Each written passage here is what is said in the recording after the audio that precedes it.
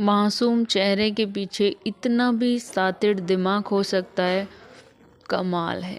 मतलब किस किस के चेहरे से मुखौटा उतरेगा, किस किस की सच्चाई सामने आएगी, देख देख के ना एकदम से इन लोगों को कोई फ़र्क पड़ रहा हो या नहीं पड़ रहा हो, लेकिन जो ऑडियंस है उसको बहुत फ़र्क पड़ रहा है। जब हम किसी को इतना चाहते हैं, इतना पसंद करते हैं, किसी को इतना प्यार करते हैं, उसकी असलियत सामने आए ना तो बहुत ज़्यादा, सबसे ज़्यादा बुरा ऑडियंस को ही लगता है।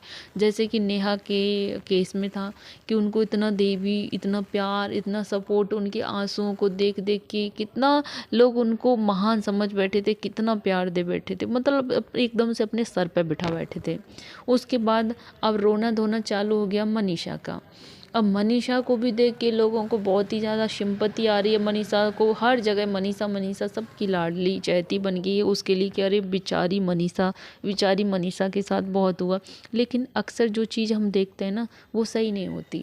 कभी कभार जो बेचारा पनाना बहुत महंगा पड़ जाता है। जैसे कि अभी दीदी जान का सब कुछ पता चल गया कि वो कितनी बेचारी थी, अपने पति के नाम से रो के मिलियन सब्सक्राइबर फॉलोवर्स लेके बैठ गई और निकला क्या, मतलब एकदम से सोच ही सकते हैं कि मेरे पास कोई शब्द ही नहीं है, ऐसा धक्का लगा, ऐसी असलियत उनके सामने सबके सामने आई।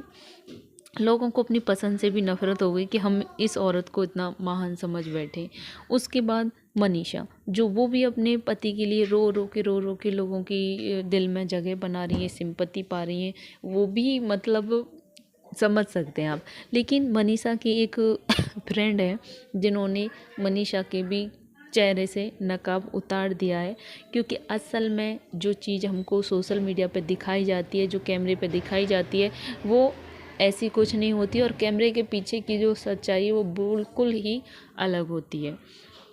यहाँ पे बात करूँ मैं श्रद्धा दीदी की वीडियो की, तो आप लोगों ने देख लिया होगा जिसमें लोग सब भर भर के मनीषा को यहाँ पे गलत समझ रहे हैं कि मनीषा का डबल फेस सामने आया, मनीषा ने ऐसा किया वैसा किया। जिसमें कि मनीषा जून जुलाई से ही सबसे बोलने लगी थी कि मुझे दिक्कत हो रही है नेहा सचिन के रिश्ते से, इनकी बात करने से मुझे दिक्कत हो रही है सबको, लेकिन उसकी हिम्मत नहीं थी कि वो सामने जाके बोल पाए। इधर उधर बोलती थी वो सबसे, जब वो लोग वहाँ तक बात पहुँचाते थे तो फिर मनीषा से पूछा जाता था क्या सच है, तुमको दिक्कत हो रही है हमारे रिश्ते से, तो बोलती मनीषा तुरंत अपनी बात से पलट जाती थी, क्योंकि वो डरती थी बहुत ज़्यादा, सचिन से भी डरती थी, नेहा से भी डरती थी। जैसे कि आपको पता होगा नेहा हमेशा डांट कर फिटकार कर अपनी बात मतलब रख लेती थी, तो वो वहाँ पर चुप पड़ जाती थी। लेकिन मनीषा अगर उस वक्त अपने लिए स्टैंड ली होती ना, अपने लिए उस वक्त खड़ी होती, तो शायद आज ये दिन उसको कभी नहीं देखना पड़ता। लोगों को यहाँ पे मनीषा का डबल फेस सामने आया तो बुरा लगा कि मनीषा डबल गेम खेल रही थी, लेकिन अगर उसके पीछे की आप सच्चाई हकीकत जानने की कोशिश करोगे तो मनीषा के लिए आपकी हमदर्दी और भी कहीं ज़्यादा बढ़ जाएगी, क्योंकि मनीषा डरी थी, डरी सहमी सी, उसको हिम्मत नहीं होती थी, लेकिन वो करीब 1-1.5 साल से यही रो रो के इसी झगड़े में जी रही थी कि मुझे दिक्कत हो रही है, मुझे अच्छा नहीं लग रहा।